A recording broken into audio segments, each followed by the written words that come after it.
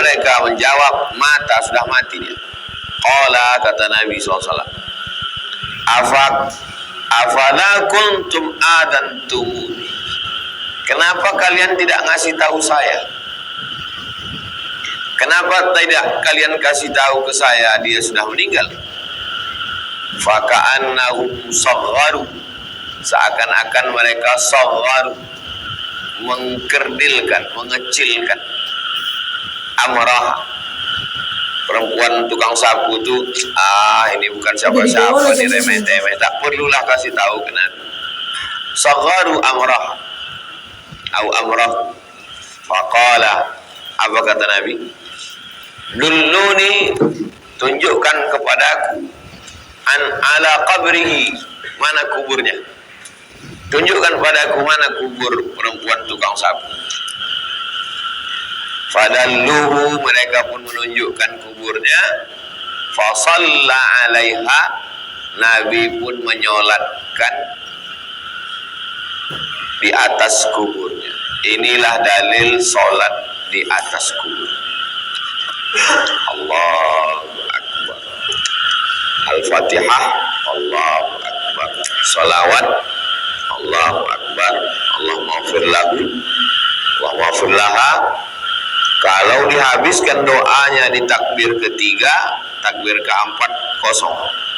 Kalau doanya tak habis di takbir ketiga, takbir keempat, Allahumma la tahrimna ajraha wa la taftinna ba'daha wa ighfir lana wa laha wa li ikhwanil ladzina sabaquna bil iman wa la taj'al fi qulubina ghillan lil ladzina amanu rabbana innaka ra'ufur rahim.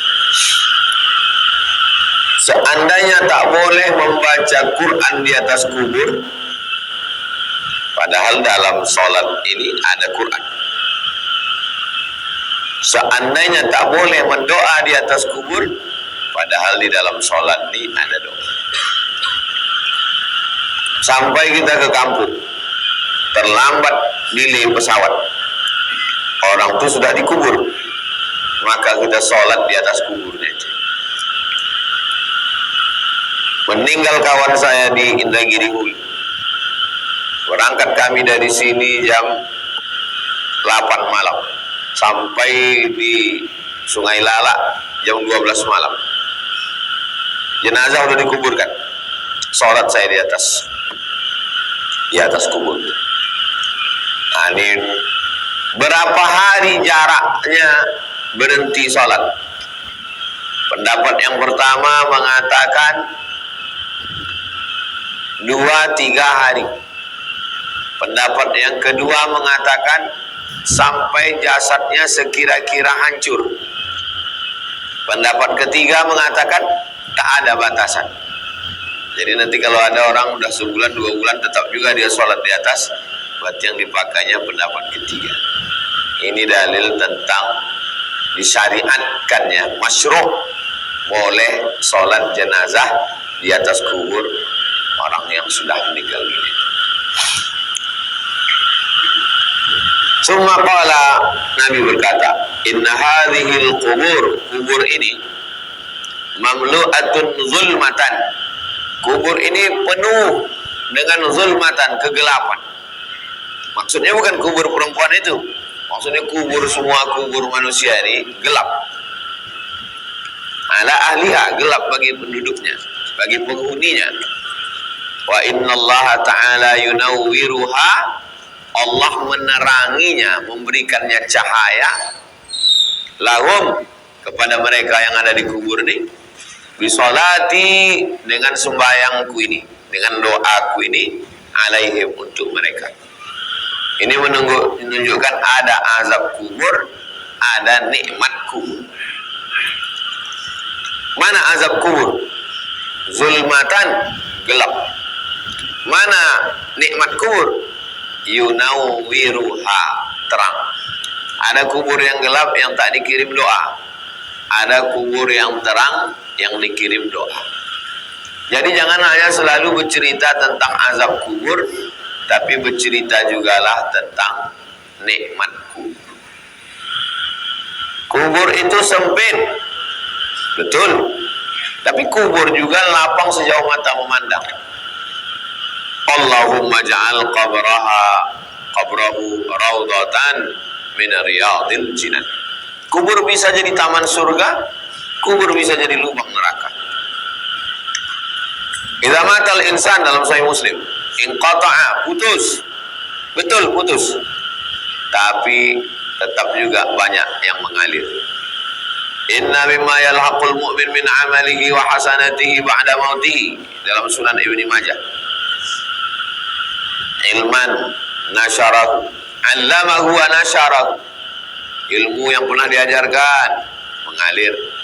Waladan salihan tarakahu, anak soleh mengalir.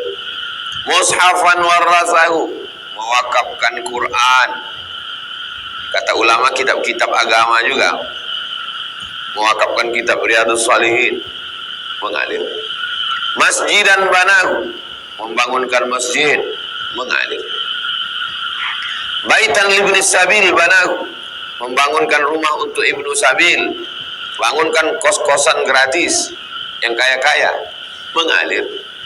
Nahran ajrahu, mengalirkan sungai, sumur bor, mengalir. Sadaqatan akhrajaha fi hayatihi wa sihhatihi, sedekah yang dikeluarkan waktu masih hidup dan masih sehat, mengalir.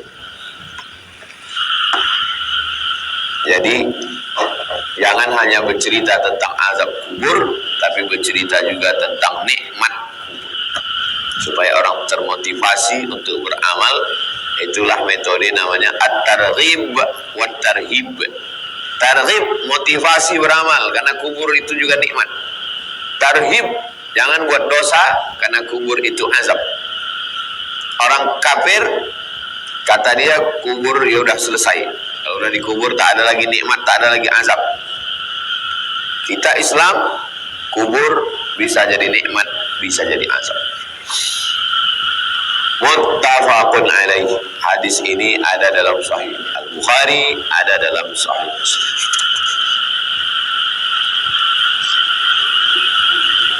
Qauluhu, setelah dibacakannya hadis, kata-kata yang susah dipahami. Qauluhu taqumu bi fathit ta, tanya baris atas, taqumu wa dhammil qaf, qafnya dhammah. Ku taqumu, arti taqumu taknusu, taknusu menyapu. Wal qumamatu, qumamah kunasah, sapu. Adzantumuni, adzantumuni bimaddil hamzah, hamzahnya pakai mat. Adzantumuni, ai artinya a'lamtumuni. Afala kuntum adzantumuni, kenapa kalian tak kasih tahu aku? Maksudnya a'lamtumuni, kenapa kalian tidak memberitahu aku? Ini pentingnya kita mengajar. Ada yang tak paham, kosakata yang susah dijelaskan. Ini metode Imam Nawawi. Apa pelajaran dari hadis ini? Bahwa ada orang-orang yang kita tengok sepele, amalnya kecil, tapi amal itu besar di mata Nabi SAW. Mana dia? Perempuan miskin, susah, kulit hitam, hamba sahaya, yang tidak dianggap apa-apa, bukan siapa-siapa. Rupanya Nabi menyolatkannya di atas kubur. Jangan menyepelekan orang, jangan meremeh-temehkan orang. Boleh jadi orang yang kita tengok biasa-biasa saja, rupa amalnya luar biasa. Kalau yang menyapu masjid saja disolatkan Nabi, apalagi yang membangun masjid, apalagi yang memakmurkan masjid, apalagi yang memuliakan masjid.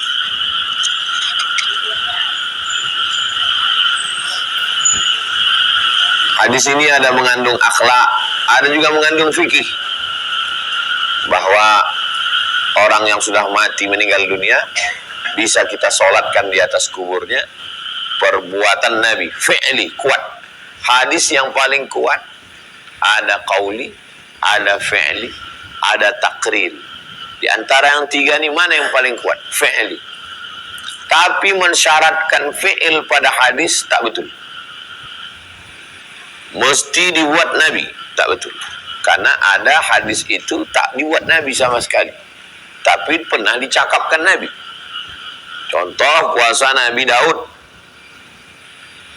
Puasa Nabi Daud itu tidak dilakukan Nabi seumur hidup Nabi. Begitu juga dengan perbuatan sahabat yang diakui Nabi. Allahu Akbar kabira walhamdulillahi katsira wa subhanallahi bukratan wa asila. Tak pernah dibuat Nabi. Salat sunat wudu tak pernah dibuat Nabi. Itu amalan Bilal. Alhamdulillah hamdan thayyiban katsiran mubarakan fi, waktu bangkit dari ruku i'tidal tak pernah dibuat Nabi. Tapi itu juga sunnah. Tapi sunnah yang paling kuat adalah perbuatan Nabi, dan Nabi sholat di atas kubur. Ini perbuatan Nabi. Bahwa di kubur itu ada azab, di kubur itu ada nikmat. Karena sekarang ada aliran ingkar azab kubur. Tak ada itu azab kubur, kata dia. Kalau memang betul azab kubur itu ada, galilah kubur itu. Mana azab itu, kata dia. Kalau ada orang yang begitu menghina ajaran kita, kalau memang betul azab kubur itu ada, mana dia? Ini termasuk sam'iyat.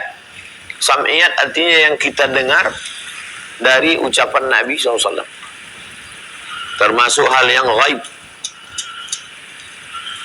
Mana ruh, mana malaikat, mana surga, mana neraka, mana mungkar nakir, mana azab kubur. Tapi beberapa dalil ditunjukkan Allah tentang orang yang meninggal, kemudian rupanya polisi mau mengotopsi, setelah sejam dibuka jenazah tuh lebam-lebam, patah-patah, hancur-hancur. Ada kejadian. Allah mau menunjukkan bahwa azab kubur itu terjadi. Disebut dia dengan alam kubur karena tempatnya di kubur. Bagaimana orang yang tidak masuk kubur? Mati dimakan buaya, mati dimakan ikan piranha, mati diterkam harimau, habis semuanya ditelan ular sawah. Mati di tengah laut, maka dia disebut dengan alam barzakh. Dia tidak disebut akhirat karena dunia belum kiamat. Dia tidak disebut sebagai dunia karena dia sudah mati. Maka pemisah antara dunia dengan akhirat ini disebut dengan barzakh. Maka dia disebut dengan alam barzakh. Ini air laut, ini air asin. Ini air laut, ini air sungai, tawar. Antara air laut dengan air tawar ini ada pemisah. Bainahuma barzakh. Bainahuma barzakhul la yabghiyan. Antara dua air ini ada barzakh. Itulah asal kata barzakh. Alam ruh, alam rahim, alam dunia, alam barzakh, alam akhirat. Habis 5 alam. 2 alam sudah lewat, alam ruh sama alam rahim. 2 alam belum, alam barzakh dengan alam akhirat. Sekarang kita sedang berada di tengah alam dunia. Imam Syafi'i lahir 150, meninggal 204. Lahir 150, meninggal 204. Hanya 54 tahun. Di dunia ini cuma 54 tahun. 204 sekarang sudah 1445. Berarti sudah 1200 tahun. Di atas tanah 54 tahun, di dalam tanah 1200 tahun. Imam Nawawi tak sampai 50, 40 sekian. Meninggal 676. Sekarang udah 1445. 1446. Berarti sudah 800 tahun. Imam Al-Ghazali 505. Sekarang sudah 1446. Berarti 900 tahun. Imam Suyuti 911. Berarti sudah 500 tahun. Kita di atas dunia ini paling 60, paling tinggi 70. Nanti di dalam lebih lama lagi. Apa yang kita siapkan? Imam Nawawi, kitab yang paling banyak dibaca orang setelah Al-Quran, Riyadhus Shalihin. Setiap berdetak-detik jam itu ada orang baca Riyadhus Shalihin. Imam Nawawi, Imam Nawawi, Imam Nawawi, Imam Nawawi. Maka berpikirlah kita tentang alam barzakh. Kira-kira kalau kita mati, apa yang mengalir untuk alam barzakh? 257. Wa anhu, dari Abu Hurairah.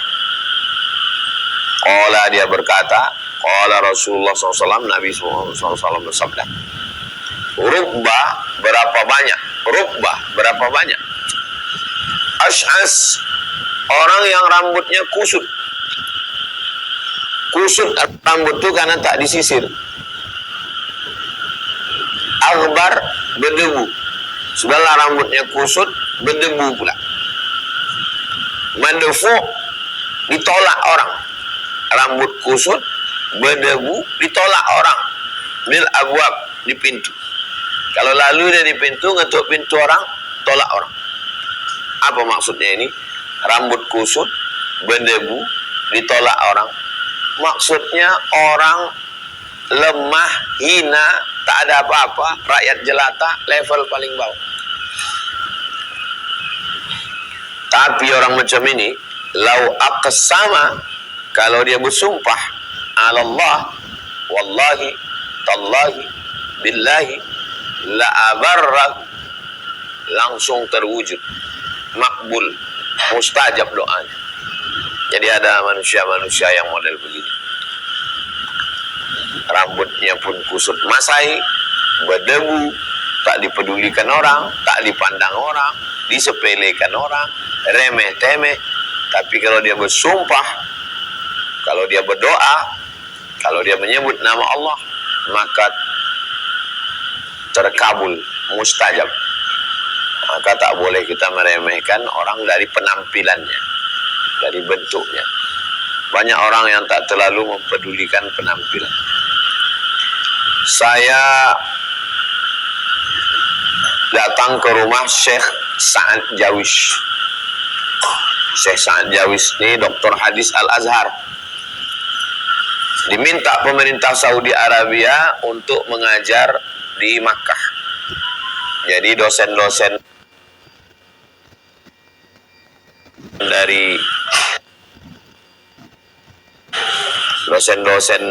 di Makkah, Madinah itu dari Mesir.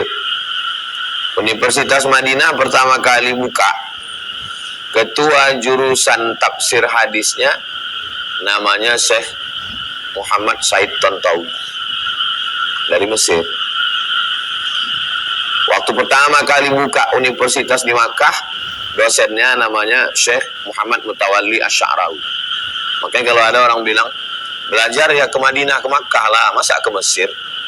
Ini orang bongak, jahil murakkab.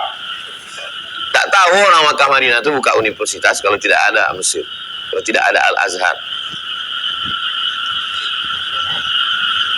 Sebutlah ulama-ulama besar di Suriah. Syekh Muhammad Sa'id Ramadan Al-Buti, tamat Al-Azhar. Yang menulis kitab Al-Fiqhul Islami wa Adillatu, Syekh Wahbah Zuhaili, tamat Al-Azhar. Yang menulis kitab As-Sunnah wa Makanatuha fi Tashri' Al-Islami, Syekh Mustafa As-Sibai, tamat Al-Azhar. Ini ulama-ulama besar itu tamat Al-Azhar. Al-Ahqaf, Yaman, universitas baru belakangan. Siapa yang mengajar ke sana? Syekh Toha Rayyan. Dari mana? Dari Al-Azhar. Nah, jadi ilmu itu tak bertempat dia. Ilmu di Maroko, siapa yang diminta mengajar ke sana? Ulama-ulama dari Al-Azhar. Nah, jadi ketika para ulama ini datang mengajar, jadi Syekh Sa'ad Jawish ini termasuk ulama dari Al-Azhar yang diminta mengajar di Makkah. Sampai di Makkah, Orang Makkah itu bertanya ke dia, Syekh Sa'ad Jawis sudah mengambil sanad. Sanad itu silsilah keilmuan. Ngambil dari guru, dari guru, dari guru. Yang paling hebat sanadnya di dunia ini, sampai disebut dengan musnidud dunia, ahli sanad dunia. Namanya Syekh Muhammad Yasin bin Isa Al-Fadani. Fadani di ujung namanya itu nenek moyangnya keturunan dari Padang. Tapi dia lahir dan besar di Makkah. Syekh Muhammad Yasin bin Isa Al-Fadani. Oh, saya belum mengambil sanad, kata Syekh Sa'ad Jawis. Kalau gitu biar kami bawakan ke rumah Syekh Yasin. Dibawakan orang inilah Syekh Sa'ad Jawis, ulama besar Al-Azhar nih, ke rumah Syekh Yasin. Sampai ke rumah Syekh Muhammad Yasin, Syekh Sa'ad Jawis tengok. Oh, kalau ini selalu jumpa aku di masjid, kata.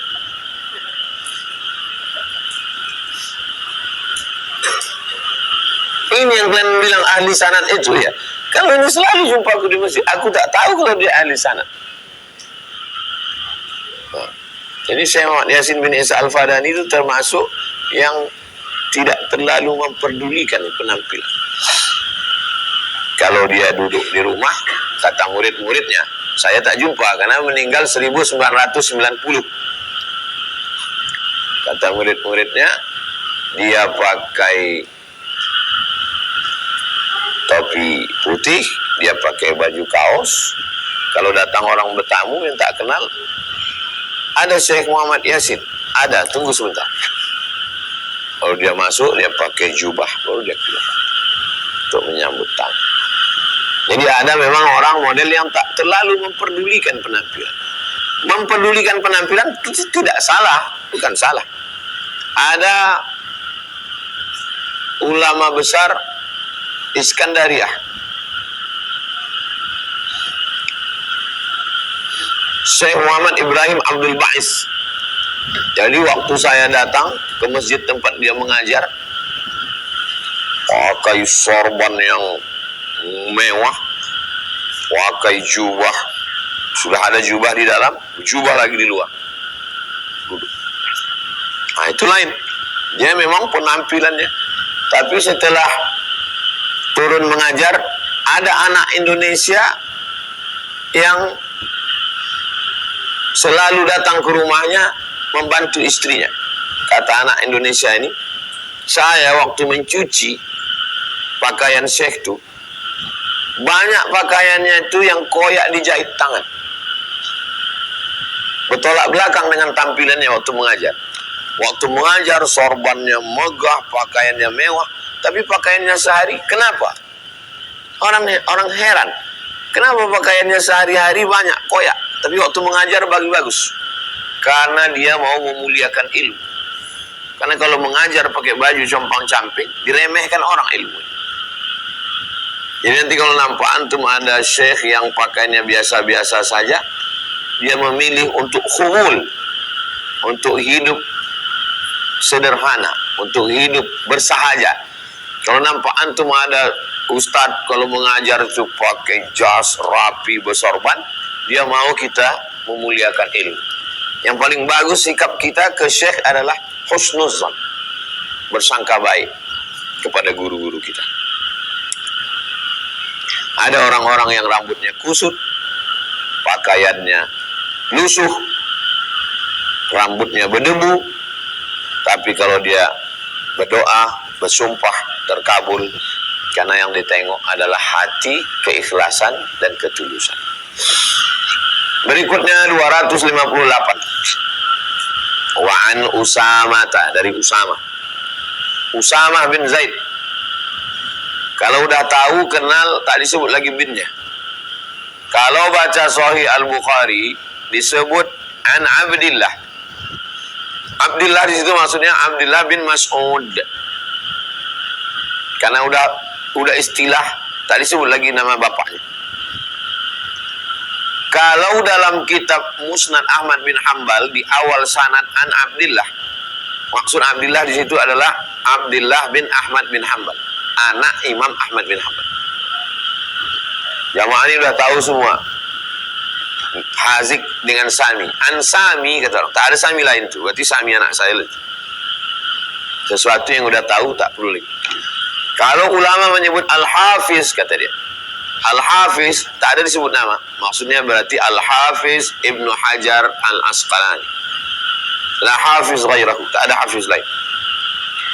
Wa qala Hujjatul Islam. Tak disebut nama. Hujjatul Islam maksudnya Imam Abu Hamid Al-Ghazali. Itu adalah istilah-istilah yang udah populer dipakai oleh para ulama. Wa an Usamah bin Zaid. Anin Nabi SAW, dari Nabi Muhammad SAW. Qala, dia berkata, qumtu, kata Nabi, aku berdiri ala babil jannah. Aku berdiri di depan pintu surga. Tegak aku di depan pintu surga. Fa'idha, tiba-tiba, ammah, umum, sebagian besar, mayoritas, man dakhalaha, yang banyak masuk surga itu al-masakin, orang-orang miskin. Kenapa orang miskin itu banyak masuk surga? Karena orang miskin tak lama hisapnya, tak banyak yang mau dihitung. Kenapa orang miskin itu masuk surga? Karena orang miskin itu dekat hatinya dengan Allah. Kita ini selalu ingat Allah itu kan waktu susah. Kalau mau tahu orang susah itu lebih ingat Allah, pergilah ke rumah sakit, tengoklah di ruang ICU itu. Semuanya berzikir, bertasbih, baca Quran. Tapi kalau udah sehat, semuanya main handphone. Itu menunjukkan orang. Jadi kalau kita dalam hidupnya ada susah, kenapa aku susah? Supaya sujud kita lebih lama, supaya berdoa itu lebih nikmat, supaya bisa menangis. Karena kalau hidup ini senang, tenang, kenyang, tak sedap ibadah itu. Sedapnya tahajud malam itu waktu susah itulah. Sedapnya lama sujud itu waktu dalam sedang susah.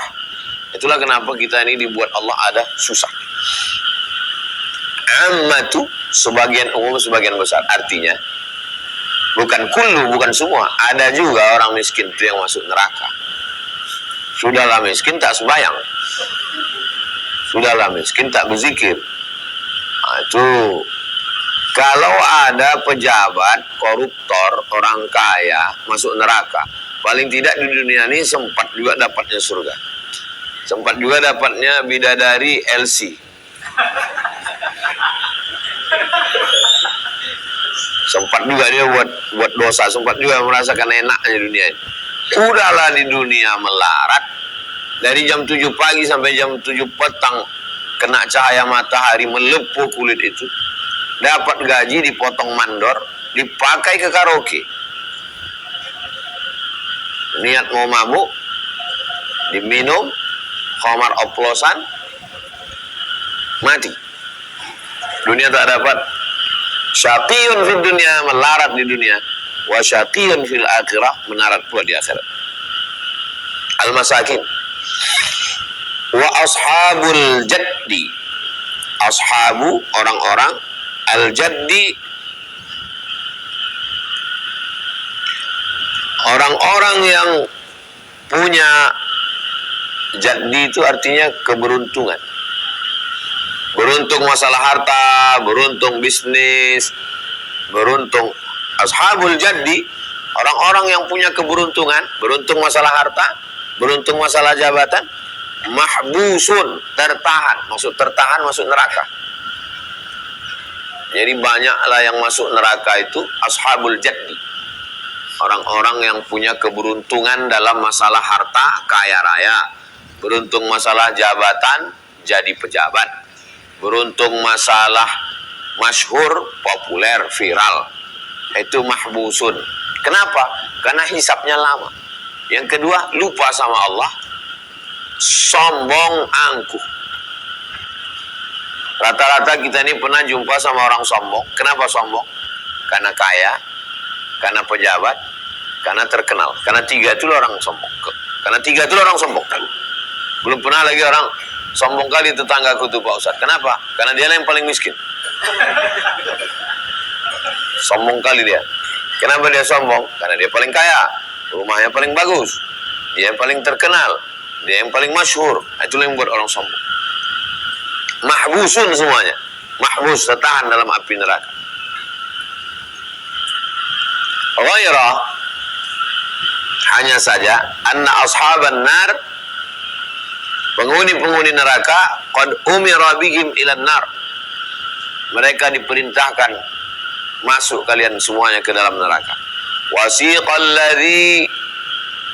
Wasiqal ladzina taqaw rabbahum ilal jannati zumara, orang-orang yang takut kepada Allah itu dibawa, digiring masuk ke dalam surga. Begitu juga dengan orang yang buat dosa, digiring ke dalam neraka. Orang yang masuk neraka ditanya, apakah belum datang kepada kamu nabi-nabi pemberi peringatan? Mereka berkata, sudah datang, kami lupa. Qad atatka ayatuna fanasitaha fakadzalikal yauma tunsa. Sudah datang kepada kamu ayat-ayat kami, tapi kamu lupa, maka sekarang pun kamu akan dilupakan. Wa qumtu, kemudian aku ala babin nar, aku tegak di atas pintu neraka. Fa idza, tiba-tiba ammatu man dakhalaha.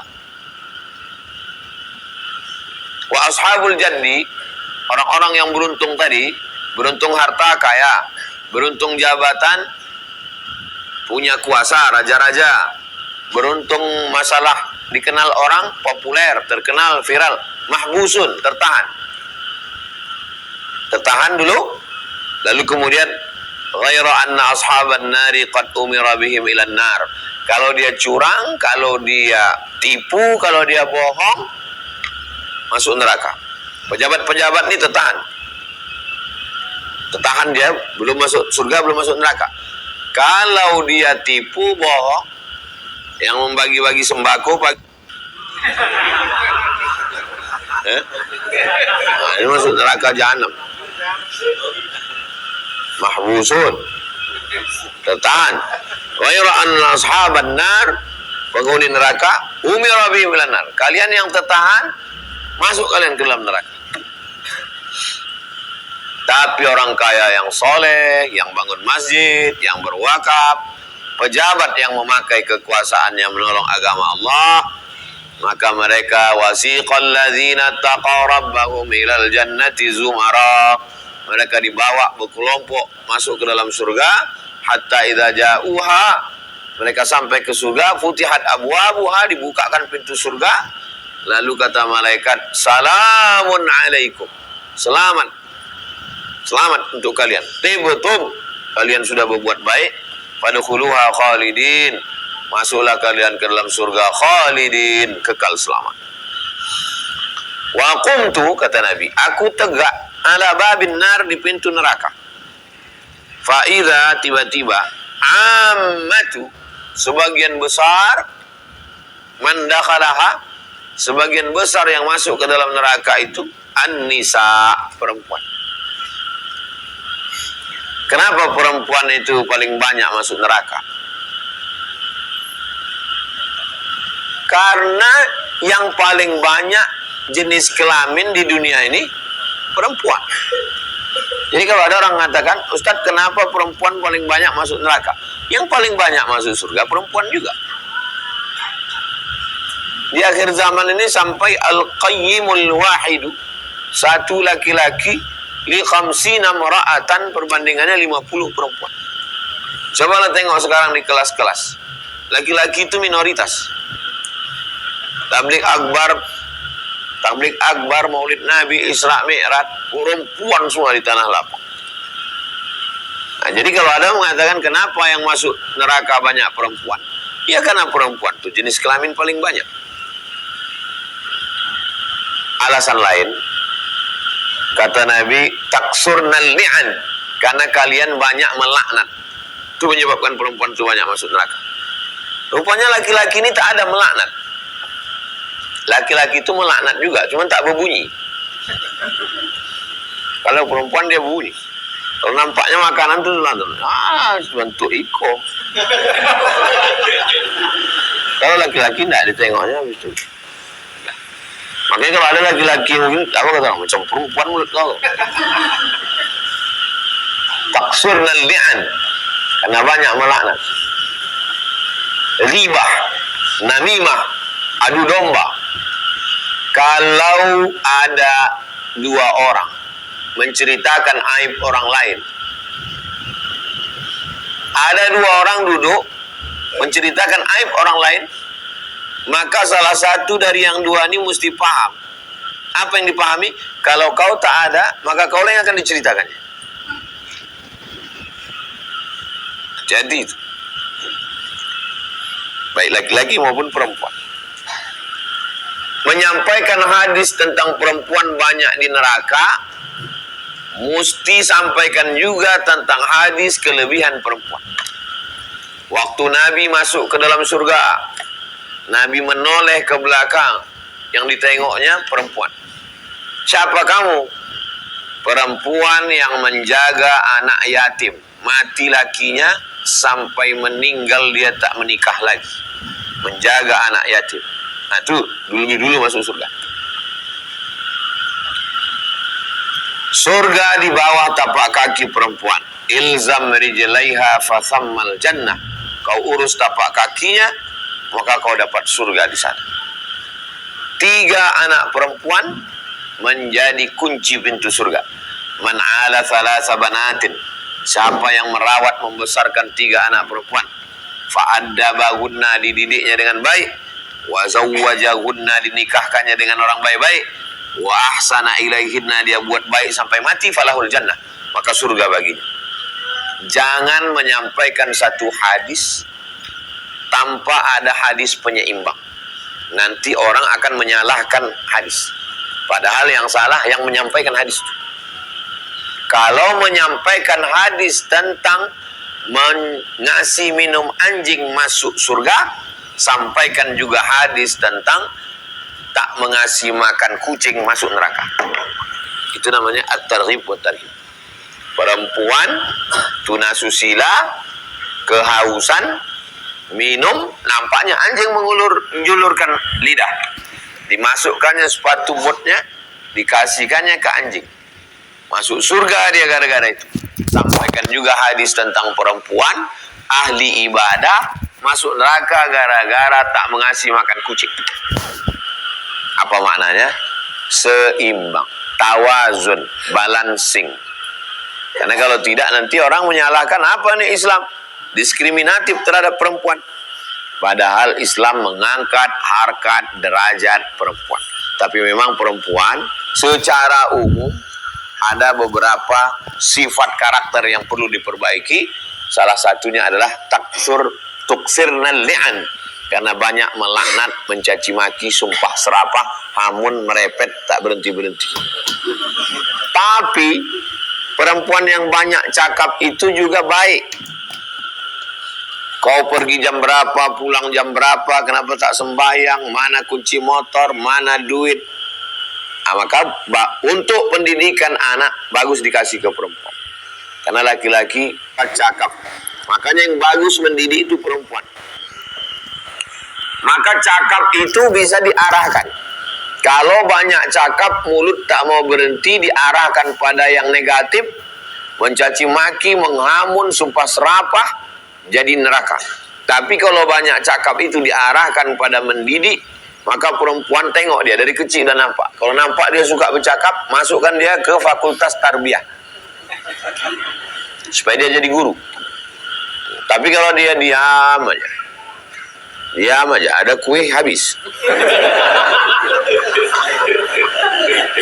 Itu bagus dia sebagai supervisor, pengawas, tajam mata. Jadi orang-orang barat itu mengarahkan sekolah anak itu dari sifat. Jadi orang barat tuh hebatnya bisa ditengoknya karakter dari tanda tangan, dari bentuk tulisan, dari kecil udah tahu dia, oh ini cocoknya di sini, nah, ini cocoknya di sini. Kita ini banyak orang salah sekolah. Orang tua ingin anak jadi dokter, dimasukkan anak ke fakultas kedokteran. Rupanya anak itu tak berbakat ke situ, tak ada minat dia. Akhirnya setelah dia tamat, dia mencaleg, tak buka praktek, karena tak ada minat dia ke situ. Mestinya anak ini dulu dimasukkan ke Visipol, Fakultas Ilmu Sosial dan Ilmu Politik. Banyak orang kita ini salah sekolah, tak tertarik sebetulnya. Orang tua terpukau menengok ustadz-ustadz ceramah, akhirnya dikirim anak ke Mesir. Padahal anak itu tak tertarik. Sampai di Mesir, anak itu buka warnet karena dia suka. Mestinya anak ini dimasukkan ke Fakultas Sains Teknologi. Saya tak akan maksa anak saya macam saya. Hazik, Sami, Habibi, Niziana Bella Nazira, Khairun Nisa, tak akan saya paksa ikut aku. Terserah kau mau jadi apa, sesuai dengan ketertarikan dia. Mau dia di Visipol, mau dia di Sains Teknologi, mau dia Fapertapet, pakailah keahliannya itu untuk menolong agama Allah. Kau sekolah di mana? Fapertapet, Fakultas Pertanian dan Peternakan. Paling-paling ternak ayam. Ternak ayam pun kalau ekspor ke Jepang 1 kontainer sehari, kaya raya dia, duit banyak, pakai untuk menolong agama Allah. Kau kuliah di mana? Visipol. Untuk apa itu? Politik jahat. Loh, kalau dia jadi penasehat politik atau dia politik praktis, dia jadi gubernur, jadi kepala daerah, ditolongnya agama Allah. Jadi menolong agama Allah ini tidak hanya dengan pendidikan agama, umum-umum itu pun bisa. Maka tengok anak kita, tengok kemana bakatnya. Sesuai bakatnya masukkan dia ke situ. Baik anak laki-laki maupun anak perempuan. Ibu, bapak, balik dari sini tengok. Banyak anak perempuan itu yang bercakap tak berhenti-berhenti, masukkan dia ke Fakultas FKIP, Keguruan dan Ilmu Pengetahuan. Bagus dia jadi dosen. Bagus dia bercakap. Karena sekarang banyak orang tak bercakap, tak peduli lagi.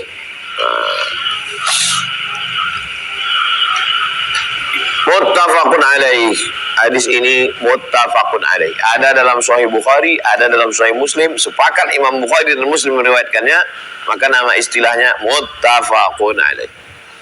Kata-kata yang sulit dipahami dalam hadis ini, al-jaddu. Allahumma la mani'a lima a'taita wa la mu'ti'a lima mana'ta wa la yanfa'u dzal jaddi minkal jadd. Man jadda bi fathil jim. Cara membacanya jimnya baris fathah, jadd. Artinya al-hazzu. Hazzu artinya beruntung. Oh, beruntung itu si anak itu beruntung. Kalau bahasa Jawanya peco. Kalau bahasa Melayunya betuah. Betuah kau dapat laki macam itu. Asik ngepel nyuci mencebokkan anak. Betuah. Al-hazzu wal ghina. Ghina artinya cukup. Cukup makan, cukup pakai, cukup rumah, cukup jajan, cukup duit, cukup belanja. Ghina, cukup. Al-jaddu, orang-orang yang berkecukupan dan beruntung. Wa qawluhu mahbusun, tertahan. Ai artinya lam yu'zan, tidak diizinkan bagi mereka, ba'du, belum diizinkan masuk ke dalam surga. Mahbusun, tertahan. Tertahan, belum masuk ke surga.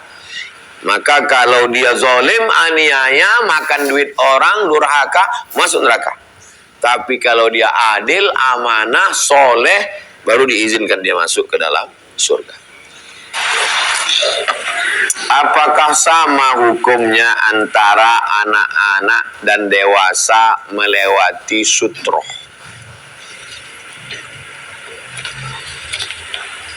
Saya kalau sholat, sujud saya Allahu Akbar. Ini kepala tempat sujud. Maka di depan tempat sujud ini diletakkan, dicucukkan kayu setinggi lutut. Namanya sutroh. Meletakkan sutroh di depan tempat sholat menurut Syekh Albani wajib. Menurut Albani. Menurut Syekh bin Baz sunnat muakkad. Menurut Albani wajib. Menurut bin Bas sunat muakkad. Kenapa yang Ustaz ambil contoh bin Bas dan Albani? Menunjukkan bahwa antar Ustaz kalian pun ikhtilaf tentang masalah sutra. Berarti kalau siapa yang mengatakan wajib bisa membid'ahkan yang sunat muakkad. Kan? Paham tak paham? Siapa yang salat mesti meletakkan sutra. Kalau tidak meletakkan sutra, berarti tidak benar salatnya. Berarti dia ikut Albani. Berarti dia pasti akan menyalahkan yang ikut fatwa bin Bas.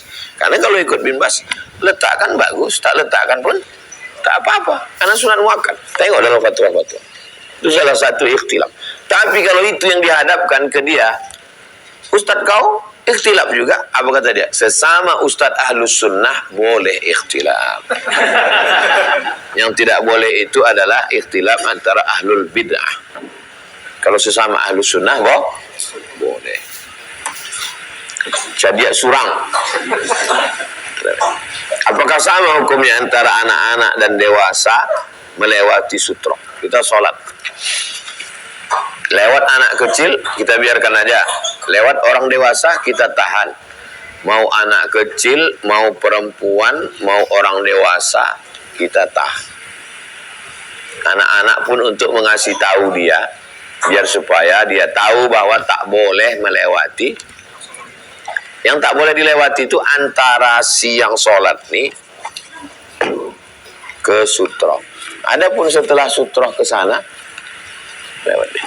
Masuk kita ke masjid. Mana sutra kita? Dinding.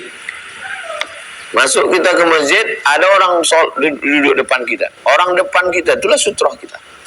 Kalau bergeser dia, maju kita ke depan. Bergeser dia lagi, Ustaz, sampai mentok ke dinding.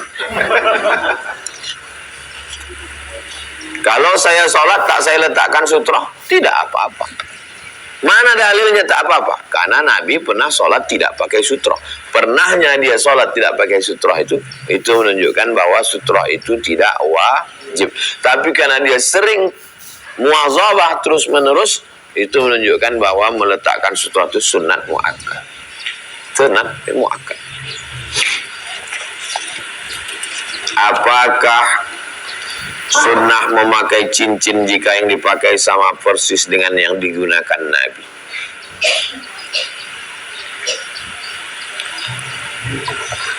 Sunnah menurut ahli hadis, sunnah menurut ahli fikih, sunnah menurut usul fikih. Oke? Sunnah menurut ahli hadis, sunnah menurut ahli fikih, sunnah menurut usul fikih. Sunnah menurut ahli hadis, ma udhifa ila Nabi sallallahu alaihi wasallam min qaulin aw fi'lin aw taqririn aw sifati khalqiyatin wa khuluqiyatin min wiladatihi ila mamati. Ma udhifa ila Nabi sallallahu alaihi wasallam min qaulin, cakap Nabi, au fi'lin, perbuatan Nabi, au takririn, perbuatan sahabat Nabi yang diakui Nabi, au sifati khalqiyatin, fisik Nabi, wa khuluqiyatin, pembawaan karakter Nabi sejak dia lahir sampai dia mati. Sunnah menurut ahli hadis. Sunnah menurut ahli fikih adalah ma yusabu fa'iluhu wa la yu'aqabu tariku. Dilakukan dapat pahala, tidak dilakukan tidak apa. Sunnah menurut usul fikih qaulun au fi'lun au taqrirun salihun liyakuna adillatan lil hukmi syar'i. Ucapan Nabi, perbuatan Nabi, ketetapan Nabi yang bisa dijadikan dalil sebagai hukum syariat. Hukum syariat itu kalau kuat wajib, kalau tak kuat sunat, larangannya kuat haram, larangannya tak kuat makruh, tak disuruh tak dilarang mubah. Dah jelas.